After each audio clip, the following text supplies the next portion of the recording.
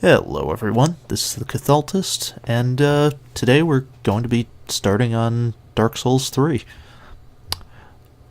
This is the Japanese version of the game.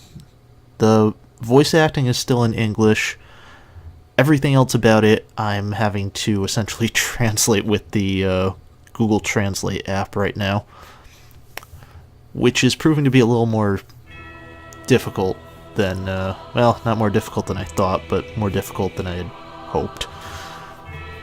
I kind of assumed it would be like this. The English you get is very broken, and you kind of have to piece things together more so than you would with an actual good translator, or some kind of working knowledge of the language. So, yeah. I guess that's kind of the price for getting the game 3 weeks early, basically. Not going to understand much of the item descriptions or anything like that, or whatever was on this screen, which I inevitably had to just kind of skip through. Also, while we're in this part, I might as well mention this is post-commentary, and you're going to notice in a bunch of parts during the first, let's say, half of this video, I kind of screw things up a couple times where I forget that the X and O buttons on the PS4 controller are switched around. They do the opposite of what they would normally do, since this is a Japanese account, and I forgot to set the accessibility back to the way it would normally be on an English game. So about halfway through the video I realized that I can just go into accessibility, swap the two buttons around, and play like you would normally play in any other Souls game. But for the first part, there's a lot of rolling when I don't mean to, and a lot of not rolling when I probably should have, and a lot of accidentally backing out of menus when I mean to hit accept. So, yeah, might as well jump right into it. Yes, indeed. It is called Lothric, where the transitory lands of the Lords of Cinder converge.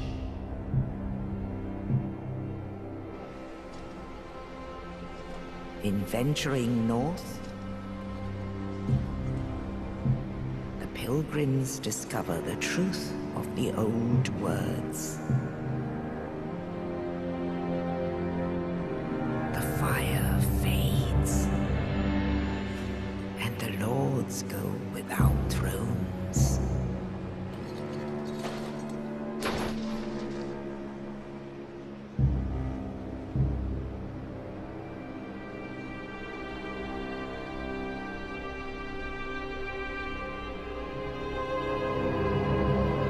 When the link of fire is threatened, the bell tolls, unearthing the old lords of Cinder from their graves.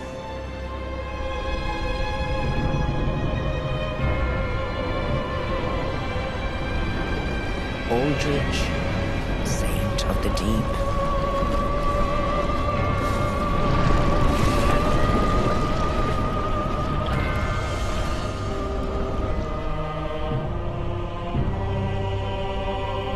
Farron's undead legion, the Abyss Watchers.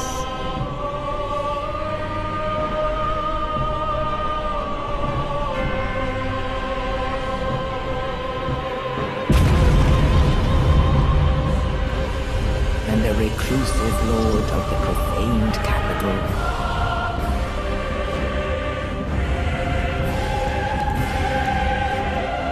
Yom the Giant.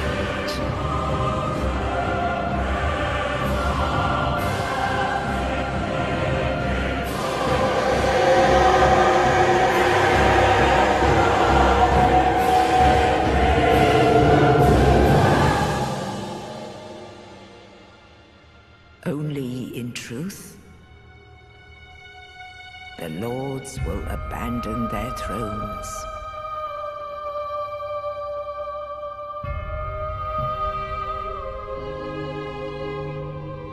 And the unkindled will rise.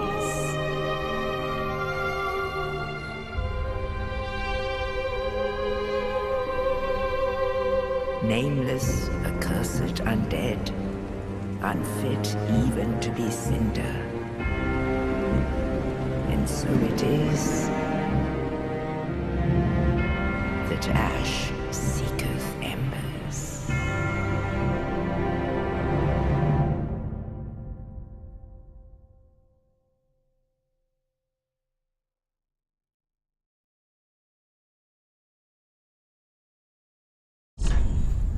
And after that beautiful cutscene that I think was released as one of the trailers for the game, you're brought straight to the character creation.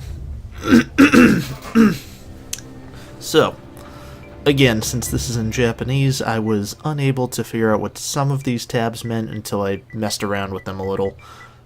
It's all the same basic stuff you get in any Souls game or Bloodborne or anything like that. Let's just set up the name there. This is gender, which it'll ask you to confirm before you do that, because I think it resets any changes you make to the person if you change it then, after you've already made adjustments. That third tab was body type, which I'll show in a second here, once we can actually see the character. I'm going into this as deprived, just because it's kind of a tradition to do that now. I've done it with every other Souls game.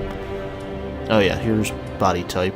Or not body type, but like muscle intensity. And then this is the starting gift, which, yeah, I'm not even gonna bother trying to figure out what some of them are, but most of them you can figure out by the icons. I ended up going with whatever the bottom one was, which I have no idea what it is, but none of the other ones really seemed like something I would need. We've got the basically face and complexion selection. I was really tempted to go with that one, but then I just went with the default first one. I'll make an actual monster of a character at some other point.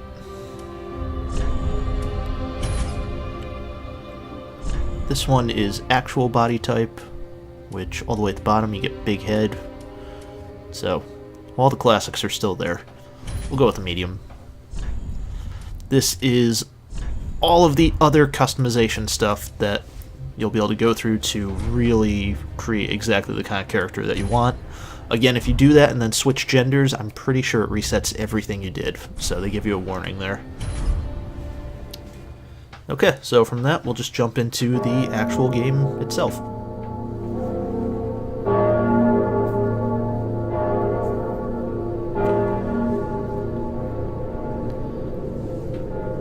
So I'm assuming this is more what we can expect from the actual in-engine cutscenes, rather than the big fancy one that you always get right at the beginning. The pre-rendered stuff. So this is what we'll probably be seeing at the beginning of boss fights and stuff like this. Stuff like that. Right off the bat, the world that they put you in just looks fantastic. The moveset for the club controls great. Mess around with it a little here. It seems that if you hold down the power attack, the R2, the longer you hold it down, the more damage it does, and the longer it takes to charge. So it's like the Bloodborne power attack. If you two-hand your weapon and hit L2, you go into the weapon arts mode for whatever weapon you're using. So for the club, it seems to be... I'm not entirely sure, but almost seems like a Berserker mode, almost.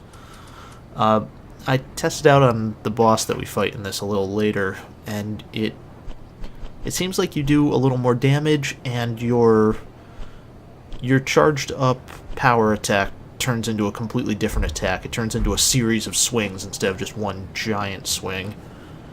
And, yeah, it's going to be interesting to see what some of the other weapons have. So, here we get to the very first fight, and it's against these undead, or I'm pretty sure they're undead, but we're going to get into a whole thing later on where I'm trying to figure out still what the difference is here between what makes someone unkindled and what makes them undead. These ones, I'm not sure which they are. So, like, the character that you play as is unkindled, but it seems like they can also become undead and start hollowing. Although it doesn't happen from dying at the beginning, so I'm not sure when that starts taking effect. So, yeah, we'll see what happens with that. Anyway, back to the gameplay itself. Backstabs are back to a single, just tap the attack button when you're behind someone and you go into the backstab animation. They didn't carry over the Bloodborne thing of having to do a charged up backstab and then stab them again as they're staggered. The shield you start out with as Deprived doesn't seem to have a parry for its L2. Instead you get that kind of like a almost like an uppercut with the shield. And just like in Dark Souls 2, you can just hold down the triangle, or what I'm assuming on Xbox is the Y button, I think. If you hold it down, you two-hand whatever is in your left hand. And I'm already considering doing a shield run because I tested out later off-camera, and the shield actually deals some decent damage and has a really interesting moveset. So there might be a challenge run that I do later on after I've beaten the game a couple times, just using the shield alone, like I did in Dark Souls 1. It's a pretty fun way to play. I'm not sure what happened there just now. I don't know if the animations just didn't connect right, or if that is a legitimate way to avoid damage by using that attack while they're attacking. Either way, didn't hurt there, so we'll test that out a little later. Here we've got the Lord Vessel, or something that looks like it anyway, and what appears to be a knight in some kind of elite knight armor, kind of like what Oscar wears at the beginning of Dark Souls 1. Again, I'm just kind of looking around the environment because this is a really interesting place that they've dropped you into. It essentially looks like there was a graveyard here that's just kind of been almost like the earth just broke apart and rose up in different places, just carrying the gravestones and stuff with it, upheaving all these different giant coffins that were probably buried in here somewhere. Eventually, something that's big enough that looks like it's probably Nito's coffin is just sitting off to the side.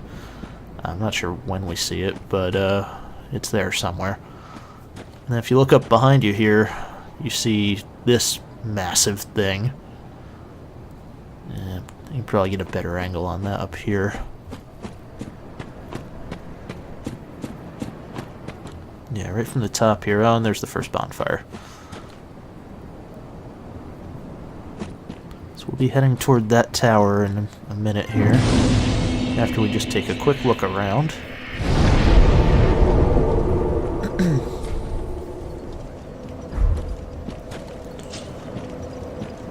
Yeah, so there's this building that I'm not entirely sure what it is. It might just be a wall in front of a building, or it might be the building itself, but yeah, I'm really not sure. This is stuff that I'm going to have to wait until I've played through a bit more of the game to figure out. There's the shield uppercut in action. Does not block damage or parry, so it's just strictly for causing knockback and dealing damage. It is a decent way to knock people off guard when they're in the middle of an attack, but beyond that I haven't found much utility use for it.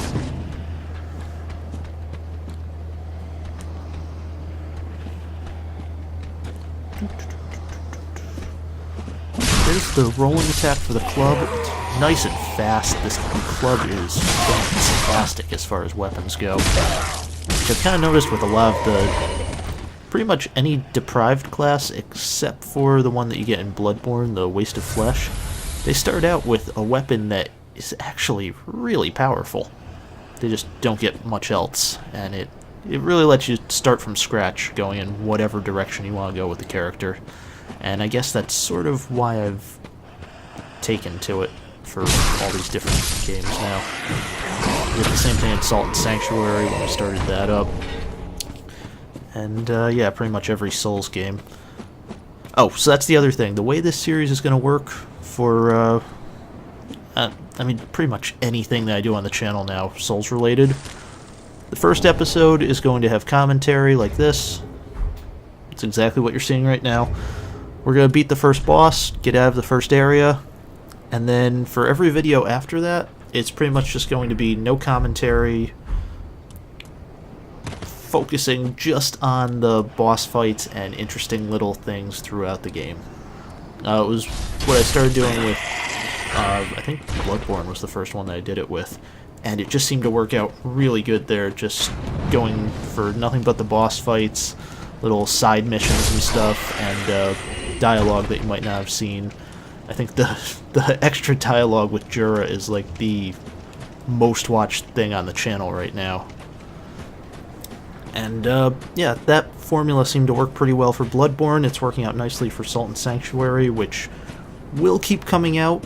It might just take a little while, because I'm a little lost in that game now, after beating the third lamb. And now that Dark Souls 3 is out, I can't really see myself spending much time on Salt Sanctuary anymore. But I will get back to it at some point. So here we have our first boss, whose name I still don't think I'm pronouncing right. If you look at him, he's got this weird, like, I don't even know what it is. I kind of have to assume it has to do with the Abyss to some extent, but I don't know. But these tendrils are just going into him, might even be controlling him. The name, let me just see if I can pronounce this correctly.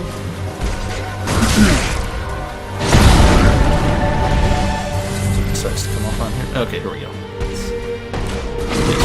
I-U-D-E-X G-U-N-D-Y-R. Eudex Gundyr or something like that. Whatever it is, he's got the sword that you always see in bonfires impaled through it when you start the fight. Pulling it out seems to wake him back up, or bring him back to life, at which point he will just start. His moveset is really interesting. Between just slamming that halberd into you every chance he gets, to pummeling you with his fists and impaling you with the halberd like that, which, if I had survived that, he typically follows that up with a jump that just plunges the halberd down into you while you're standing up. But yeah, he's got an interesting moveset that is about to get a little more interesting this time when we fight him, since I didn't know what to expect going into it just now. We make a little more progress this time around. Let's see.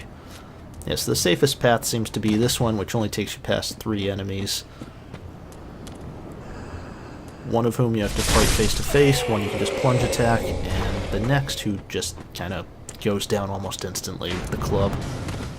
Even the light attack seems to kill him in one hit.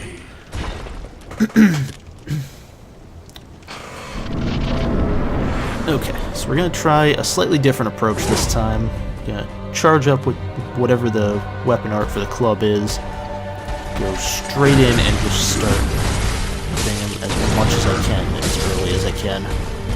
Again, the club deals some good damage, so if you really need to, if you're using the Deprived build to start with, you can just kind of power your way through this fight by diving in and out and just getting little hits in now and then. So there's the fully charged power attack. Going to manage to get it in this one, but at some point here I try to do the charged power attack with the weapon art on, or the weapon art on, and you see that it goes into a totally different animation. It's not going to be this time, but yeah. Here's the next part of the boss fight. So his second stage, that thing on his back comes to life, fully transforms into whatever this is. It seems to have an almost like snake-like face to it, or dragon-like face. His arm transforms into a massive, just claw that could be made out of roots, actually. Looks like now that I'm looking at it. But, yeah, it looks like something straight out of Bloodborne almost. honest, that was still some of my absolute favorite monster design out of any of the Souls games. I'm kind of glad to see that sort of thing return. Something about the texture on this thing just doesn't look like anything else that I've seen in the Souls series before. The way that its body is almost like a liquid and a solid at the same time. I'm sure there's a word for that, as you may have realized by the fact that I don't really do videos with dialogue in them anymore. I seem to have gotten worse and worse at talking the more that I've gotten into my actual job, which is a shame. Yeah, shame since I have to talk for a living. So yeah, it's made talking on videos a little more difficult. But anyway, that's beside the point. Yeah, so again, after this video, it'll all be no dialogue, no commentary, just straight fights and everything. Alright, let's try this one more time. Dodging to his left, or your right, seems to be the safest way to go about doing things in this first phase. It gets you out of the way of a lot of his attacks, and you can even just go under some of his attacks if you're positioned right. That one, I actually would have been pretty safe just standing near his left leg there. The first part of that attack would have swept right over top of me, although I would have had to have gotten out of the way of the next part. The heavily tracking overhead seem to be making a return in this game, at least for some of the bosses and stuff. So he always seems to do that sweep during his transformation, so you can usually just back off from it. And here's kind of what I was talking about as far as just getting in little hits and then diving out. It's a really safe... Oh, and there's the weapon arts version of the charged power attack. As you can see, it staggered him and may have set him up for what looked like it could have been the opening for like a visceral attack from the weapon. But, yeah, as you can see, just diving in and out on him with a weapon like the club is a nice, safe way to do the fight. Yeah, so there's his name spelled out. I don't know if I'm pronouncing that right. And something happened at the top when we beat him. We, said Embrace the Flame was the, trophy that had unlocked. As you can see, there's little embers burning on us now. It seems to just be focused on whatever clothes you're wearing, which unfortunately my guy's just wearing a loincloth, so that's the only part that'll have the cool little ember effect on it. Oh, the blue Estus flask, by the way, it seems to be there to refill the not stamina bar, but I think it's the focus bar, the blue one in the middle. It's what you draw your spells from and what you use to activate weapon arts. So I've got one of those and 3 Estus flasks, and I think all of those refill at any bonfire. I'm pretty sure it refills the blue one, but I haven't actually used one yet, so I'm not positive on that. Okay, so we're through the first boss. The rest of the way is pretty much just going to be getting to the main hub area, and that's going to be the end of the video after that. So here's some of those giant coffins I was talking about. The one that seems like it was big enough for Nito is sitting up at the top, or actually maybe it was... crap, I think it might have been in the boss arena. Well, either way, I'm probably wrong about that being what it is. It just seemed to have the same size.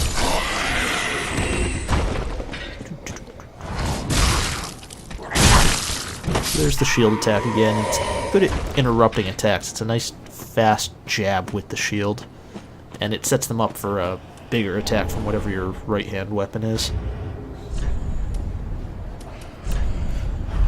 So I think that thing I picked up just now was a homeward bone, but I'm not positive. Again, I'm going based off what the icons for a lot of these items are. Yeah. Okay, so there's a better view of that castle that we came at, or no, not that we came out of, but what I think we were dragged out of and tossed out of in the cutscene at the beginning. Or at least what his body was wrong out of. These guys, again, go down very easy, at least to the club. I don't know how the other starting weapons are. I think Vati's got videos up of him doing this whole first section with the, I think it was the bandit knife, which I'm assuming doesn't do nearly as much damage as the club does. I haven't gotten around to actually watching his videos yet, just because I didn't want to spoil myself with any of this, but he's got at least 3 or 4 videos out just showing off every little detail of these first zones and the very first part of the game. So if you don't mind seeing all that right away before you get too far into the game, please go check those out on his channel. The stuff that he's showing off there, I'm sure, is much higher quality than what I've got here, since I'm just kind of BSing my way through this at this point. Alright, so I forget what this item was. Yeah, I don't know what that is. I'm still working on translating some of this stuff, so that's one I'll have to add in just a annotation or a caption or something when I figure out what that one was. Anyway, here's your main hub, Firelink Shrine. As you can see, it is now filled with thrones instead of, well, pretty much anything else that would remind you of the original Firelink. Although there are still some familiar faces here. Ah, another one roused from the sleep of death. Well, you're not alone. We unkindled are worthless. Can't even die right. Gives me conniptions. And they'd have us seek the lords of cinder and return them to their moulding thrones. But we're talking true legends with the metal to link the fire. We're not fit to lick their boots. Don't you think?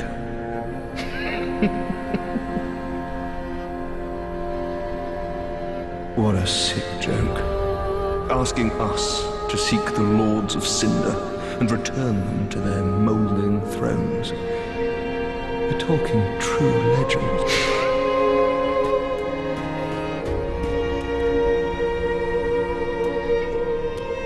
Welcome to the bonfire, unkindled one. I'm a firekeeper. I tend to the flame and tend to thee. The lords have left their thrones and must be delivered to them. To this end, I am at thy side. Very well. Then touch the darkness within me. Take nourishment from these sovereignless souls.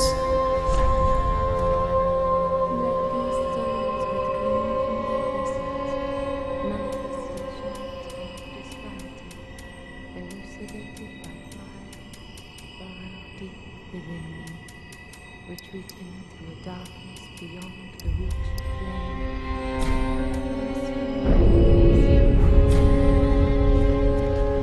Farewell, Ashen One. May the flames guide thee. So I've got no clue what some of those skills were. I recognized almost all the icons, but one or two kind of threw me off there. I fear strength, health, and stamina are safe ones to throw some points into right at the beginning anyway, so it doesn't really matter. What had me distracted through the whole thing... Oh, right. Yeah, what had me distracted through the whole thing was the fact that you could see someone in the background there pounding on an anvil who looks very, very familiar. Of the shrine. Weapons, armor, trinkets, and spells. I've lots of little things to ease the burden of a weary traveler. And yes, I'm undead too, but not so charitable as to give my goods away. Ashen One, fetch souls and bring them to me. as is thy wont? No? This would appear to be one of the women from Dark Souls 2. I'm not sure if it's the one at the very beginning in the cutscene, or if it's just one of the others that appear in Things Betwixt. But she seems to have a much better attitude in this game than any of the ones in Dark Souls 2 did. So yeah, she just sells all the basic stuff. Anything you could need for just starting off the journey and everything. Ashen One, be sure to bring more souls. It just seems to be your typical little shop owner that's always present.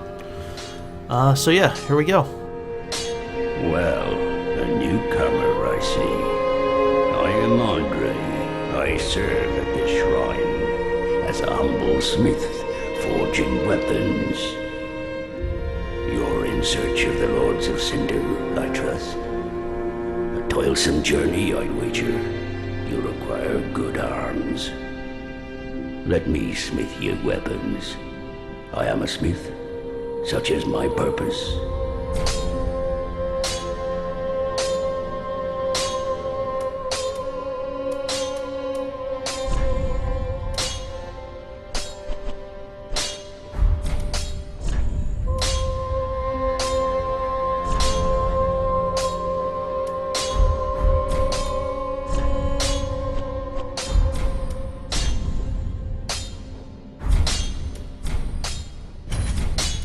Weapons and protection are sturdy enough by and large, but when overused, they'll eventually break. When their durability is low, repair becomes a necessity. Use a powder, or simply rest at a bonfire. But should chance impel them break, bring them me. I'll hammer them back into shape.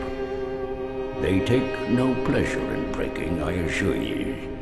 So handle them with care, if you would. There are two ways to smith weapons. Simple reinforcement is one, and infusion the other.